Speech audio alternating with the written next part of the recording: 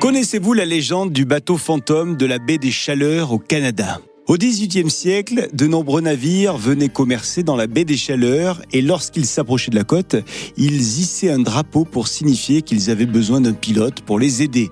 Un jour, le bateau va hisser son drapeau pour demander de l'aide pour approcher de la côte. Un pilote va s'approcher du bateau, il va monter à bord pour aider le capitaine, mais tout cela va se finir en tragédie.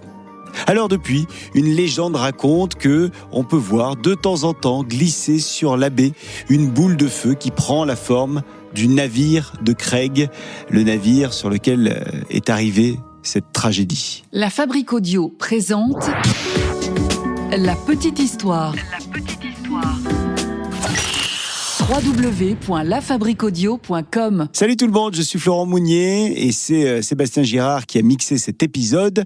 Un épisode de La Petite Histoire spéciale, car aujourd'hui, on va vous proposer l'histoire de l'un de nos auditeurs québécois qui nous a envoyé un message. Il s'agit de François, qu'on salue et qu'on remercie surtout. Il a voulu en fait nous raconter sa propre expérience. Un jour, il a vu un bateau un petit peu spécial. Il s'agissait d'un bateau fantôme dans la baie des Chaleurs. Et il n'est pas le seul, car c'est une légende bien connue dans cette région. Ah ouais. Quelle histoire, ça aussi. François est donc au Québec. Il est originaire de Bonaventure, en Gaspésie, dans la baie des Chaleurs. Alors, pour bien vous situer, la baie des Chaleurs, elle sépare la province du Québec et du Nouveau-Brunswick. Notez que la largeur de la baie des Chaleurs varie beaucoup selon où l'on se situe sur la côte. Si on s'intéresse un petit peu à l'histoire de cette région, je peux vous dire qu'elle est habitée depuis le milieu du XVIIIe siècle. Beaucoup de navires marchands, de bateaux de corsaires, de bateaux anglais et de trafiquants d'alcool sont passés par là et ont sillonné ces eaux. Cette légende du bateau fantôme de la baie des Chaleurs a toujours été présente dans la mémoire des habitants de la région. Dans la famille de François, c'est sa maman qui a été la première à en parler à François. Sa maman, elle est née en 1944 sur l'île d'Orléans, qui est une île du fleuve Saint-Laurent, une île située à 5 km de la ville de Québec. La maman de François a déménagé pour habiter à Carleton-sur-Mer, dans la baie des Chaleurs, en 1954. Nous sommes en 1958 et la maman de François, à cette époque-là, elle a 15 ans. Pour se faire un petit peu d'argent de poche, elle garde 2 ou 3 enfants chez une voisine, en semaine. Nous sommes au mois de juillet et un jour, en début de semaine, pendant qu'elle garde les enfants, elle est en train de regarder le beau paysage de la baie. Un paysage rassurant, un paysage ressourçant. Mais ce jour-là, quelque chose va la surprendre. En effet, elle aperçoit quelque chose d'inhabituel sur la baie.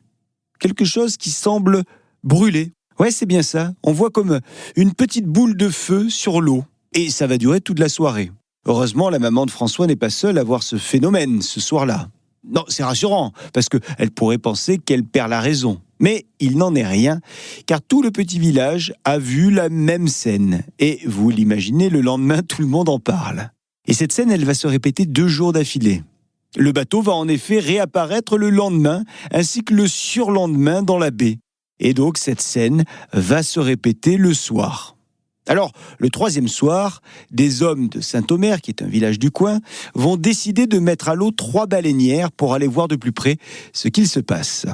Vous voyez ce que sont des baleinières ? Ce sont des bateaux qui sont faits pour la pêche au maquereau. Alors ce soir-là, on va mettre 8 rameurs et 1 crieur par bateau. Les bateaux vont ainsi tenter de s'approcher au plus près de l'objet en feu sur l'eau. Mais ils ne pourront pas aller très loin, car il y a une forte chaleur qui semble émaner de l'objet qui est en feu sur l'eau.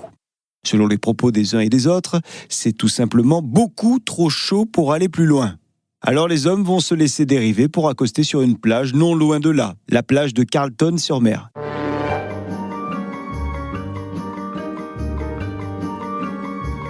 Ce que je viens de vous raconter, c'est donc l'histoire que la maman de François lui a racontée, à lui et à son frère, lorsqu'ils étaient gamins. Et c'est donc une légende qui a toujours accompagné non seulement la famille de François, mais tout le village également. Les années ont passé, des décennies même, et plus aucun phénomène étrange n'a été vu sur la baie, par François et par sa famille. Rien jusqu'à ce jour-là de l'année 1981, en août. C'est à ce moment-là que François va faire sa première observation du bateau fantôme en feu. Nous sommes le 28 août 1981. François a été invité au mariage de son oncle. Son oncle, c'est Fernand. Et de la future tante de François, Pauline. Le mariage va se dérouler dans une église, l'église de Bonaventure, et le souper des noces aura lieu quant à lui dans la ville de Passepébiac, d'où la tante est originaire. Alors il faut savoir que dans la famille, il y a du monde.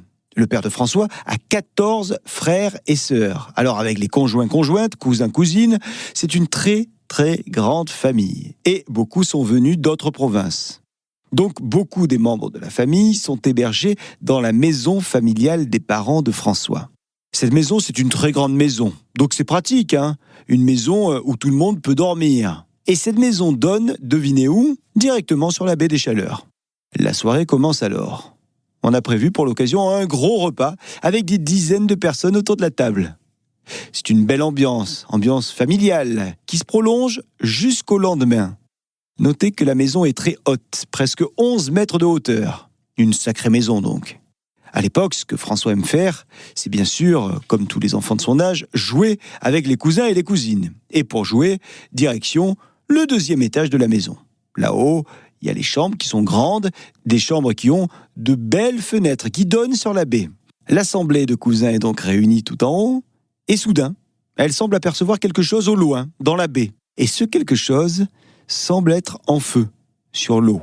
Alors l'un des cousins de François, un cousin un petit peu plus âgé, prend ça à la rigolade et il commence à raconter des histoires de pirates à ses cousins et ses cousines. Tout le monde est là, tout le monde l'écoute, les plus jeunes ont les yeux écarquillés, tout le monde est pris dans l'histoire, le conteur espère évidemment effrayer son public et ça marche assez bien parce que très vite, les cousins se rapprochent les uns des autres, comme pour se donner du courage. Ils sont désormais tous collés, assis en tailleur dans cette grande chambre qui a des fenêtres qui donnent sur la baie. L'un des cousins, Nicolas, qui lui aussi est plus âgé que le reste de la cousinade, s'amuse à crier « Les pirates arrivent! Les pirates arrivent! À l'abordage !» La jeune cousine, Caroline, n'apprécie pas vraiment cette mise en scène et elle commence alors à pleurer parce qu'elle ne veut pas être capturée par les pirates. Alors, les pleurs finissent par attirer les oncles et les tantes et en quelques minutes, tout le monde se retrouve au 2e étage. Quand les adultes arrivent, ils constatent eux aussi la même chose. Dans la baie, il y a bel et bien quelque chose d'intrigant. On dirait qu'un bateau brûle. Fin de cette première partie sur l'histoire du bateau fantôme, une histoire qui a été vécue par François et sa famille, histoire qu'il a bien voulu nous raconter. Et dans quelques jours, on va vous proposer la suite de cette histoire du bateau fantôme, car François a encore beaucoup de choses à partager avec nous autour de cette histoire. À très vite. La Fabrique Audio présente La Petite Histoire. Vous souhaitez devenir sponsor de ce podcast ? contact@lafabriqueaudio.com. Avant de se quitter, je vous rappelle que La Petite Histoire est un podcast de La Fabrique Audio. La Fabrique Audio réalise des podcasts de marque et d'entreprise. Donc, si vous cherchez pour vous, pour votre entreprise, pour votre marque, un studio pour faire des podcasts, n'hésitez plus. Envoyez-nous un mail, contact@lafabriqueaudio.com, la fabrique avec un K.